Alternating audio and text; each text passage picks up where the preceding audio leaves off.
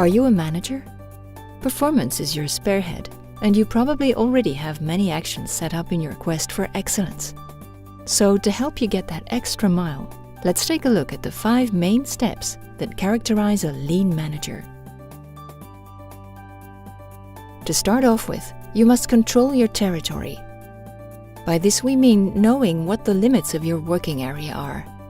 It also means identifying the resources you have. Controlling your territory also means creating your own neat, tidy and secure little area, which will enable you and your teams to spot anomalies immediately. Putting your workspace in order will also give you the chance to give meaning to what is visible and make all the important things visible again. The key to success for this first step is to keep your area up to 5S standards and to make regular field visits so that you are made directly aware of the problems of your co-workers. Once you gain control of your area, you can get to grips with the second step of the lean manager by doing some vital work with your team in order to define and align your contribution with the performance of the company. This second step is essential as it will give meaning to all your actions and those of your co-workers. To succeed here, you must start by identifying your customers and what they expect from you. You can then define the performance indicators that measure the satisfaction of your customers. Based on your main indicators, it is possible for you to study the processes to make sure they match what is required, and so that they create added value for your customers. With a detailed roadmap of your process, you will then be able to identify the workable indicators to be tracked on a daily basis in order to guide your actions and guarantee long-lasting performance. The last step to be identified concerns the suppliers of your process, as no matter how reliable your process is, if you don't have the initial elements firmly in place, the final elements will be invariably unstable. The third step will enable you to align your daily actions based on customer needs by firstly creating visual management by way of the team right in the heart of your territory. Once your territory is under control and you have aligned your contribution based on the needs of your customers, you can then launch the third step, which consists in motivating your team and driving them forward.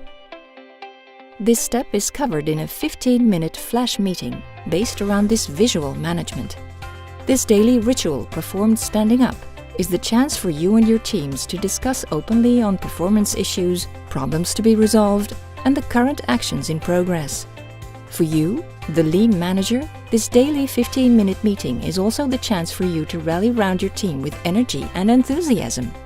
It must also involve and increase self-sufficiency within your team.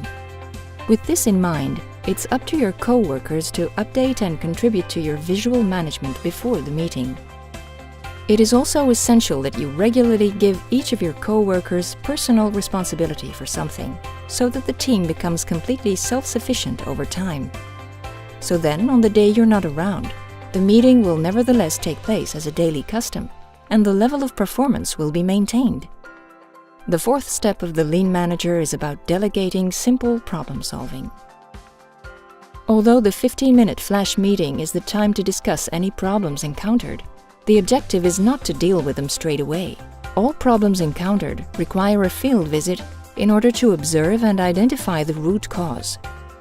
If the solution can be implemented easily, it will be dealt with quickly. However, if a small study into it is required, a work group will be set up in order to track the resolution method of the problem, as in step 3. In these small improvement projects, your role is to bring forth these tools and methodology and to make your co-workers more efficient when using them. Finally, the fifth step consists in managing the progress plan. When setting up the progress plan, the idea is no longer to react to small day-to-day problems. The challenge here is to work on breakthrough improvements which meet the strategic challenges of your company. In line with visual changes, these increases in performance will make the whole team proud. To summarize, lean management aims to involve field agents on a daily basis in order to improve the performance of their departments. This will firstly be achieved by controlling your territory and aligning your process with the needs of your customers. It will then be achieved daily by getting your team going every day during the 15-minute flash meeting. Between two meetings, the activity will shed light on problems that can be resolved immediately on site.